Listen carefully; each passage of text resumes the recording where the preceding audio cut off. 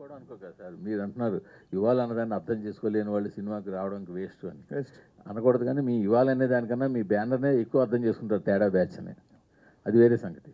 But నేనేమంటే మీ ట్రైలర్లో మీది 20% 30% subject ఉందని పక్కన పెడితే, మీ సినిమాలో ఏవైతే ఇందాక వన్స్ మోర్ అన్నారు చూడండి, అలా వన్స్ మోర్ అనడానికి వీలుగా ఉండే కట్స్ అన్ని తీసుకొచ్చి దాన్ని తయారు చేసి ఒకటి పెట్టి ఇది ట్రైలర్ అని చెప్పారని అనిపిస్తుంది.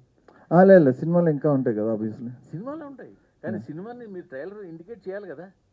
100%. మీరు సినిమాని చూడడానికి వీలుగా ఈ సినిమాలు ఇలాంటి సీన్లన్నీ పెట్టాయి, ఆ సీన్లన్నీ ఇక్కడ పరిచయం చూసుకోండి అని పరిచినట్టు ఉంది. మీరు లేదు, మీకు అలా అనిపిస్తే మీరు అలాగా వేరే సినిమాల్లో చూసి అలా అందరూ చేస్తున్నారు మీకు అనిపించవచ్చు. ఈ సినిమాకి నేను జెన్యున్గా చాలా తక్కువ షాట్లు అయితే తీసి ఇక్కడ పెట్టా.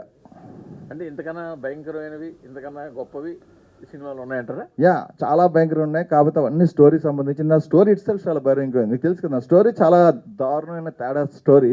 ఆ స్టోరీ అంతా సీన్లో ఉంటుంది, అన్ని సినిమాలో ఉంటుంది. దారుణమైన తేడా స్టోరీ సింగిల్ లైన్లో చెప్పాలంటే చెప్పాయిందాక అసలు నేను మగాడు అంటే ఎవరు మళ్ళీ చెప్పాలా? మళ్ళీ చెప్తా. సినిమాలో అమ్మాయికి మొగుడు ఎలా అయితే అక్రమ సంబంధాలు పెట్టుకుంటాడో, వైఫ్ కూడా అక్రమ సంబంధాలు పెట్టుకుంటే దాన్ని జస్టిఫై చేస్తున్నట్టు మీరు సినిమా.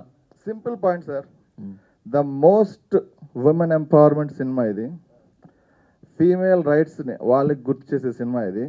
ఈ సినిమా ఆక్వర్డ్గా అనిపిస్తే ఎవరు అమ్మాయిలు ఈ సినిమా చూడకూడదు, లేడీస్ ఎవరు చూడక్కర్లేదు. కారణం, ఈ లేడీస్ ఒక గొప్పతనం, వాళ్ళని ఎలా ట్రీట్ చేయాలి, నీకో న్యాయం వాళ్ళకో న్యాయం కాదని చెప్పి జెంట్స్ అందరికీ నేర్పిస్తున్నాం కాబట్టి, వీళ్ళందరూ వాళ్ళని హ్యాపీగా చూసుకుంటారు కాబట్టి, వాళ్ళు హ్యాపీగా ఉండడం మనకు కావాలి కాబట్టి, ఓన్లీ జెంట్స్కి ఈ సూక్తిని బోధించి వీళ్ళకే సినిమా చూపిద్దాం, వాళ్ళు హ్యాపీగా ఉంటారు, సినిమా చూడక్కర్లేదు, నచ్చితే చూడొచ్చు.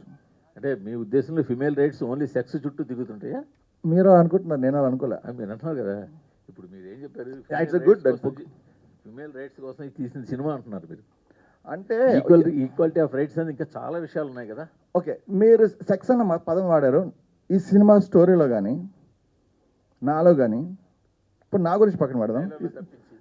సినిమా స్టోరీలో లవ్ లేని సెక్స్ ఈజ్ యూజ్లెస్ అన్నది main point. First of all, sex is not even 10% of love, nothing. So love అనేది మోస్ట్ ఇంపార్టెంట్. మీరు నిజంగా ఒక మనిషిని ప్రేమిస్తే వాళ్ళ కోసం ఏం చేయగలరు? ప్రేమకి బౌండరీస్ లేవు. So it can be anything. ఇంకొక పర్సన్తో అఫేర్ అవ్వచ్చు, లైక్ గ్రీఫ్ అవ్వచ్చు, హ్యాపీనెస్ అవ్వచ్చు, వాట్ ఎవర్. సెక్స్ ఇస్ చాలా మైండెడ్ పార్ట్ ఆఫ్ లవ్ అనేది. First of all, any relation without love is useless. But మీరు చెప్తున్న మాట ఇందాకనే ముందుగా చెప్పినట్టు, మీ ఆలోచన విధానం కావచ్చు, లేకపోతే మీరు చెప్తున్న మాటలు కావచ్చు, మీరు ఇస్తున్న సమాధానాలు కావచ్చు, వీటికి మీరు చూపించిన ట్రైలర్కి సంబంధం లేదు కదా అంటున్నాను నేను. ఎగ్జాక్ట్గా అందుకే బ్యానర్ పేరు, అందుకే మీరే చెప్పారు రీజన్ అది తేడా. మీరు అది చెప్తున్నాను కదండి.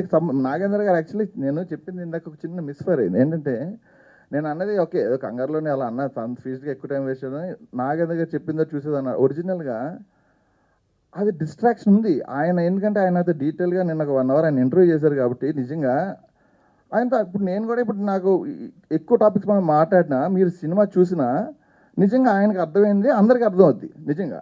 కానీ ఇప్పుడు ఆ ఛాన్స్ లేదు, ఓన్లీ ట్రైలర్ ఉంది. మనం ఇప్పుడు we can't talk so much. So అదేంటంటే, మీరు డెఫినెట్లీ ఇదే చాలా very emotional story told in a erotic way, in a తేడా style, in a reverse concept.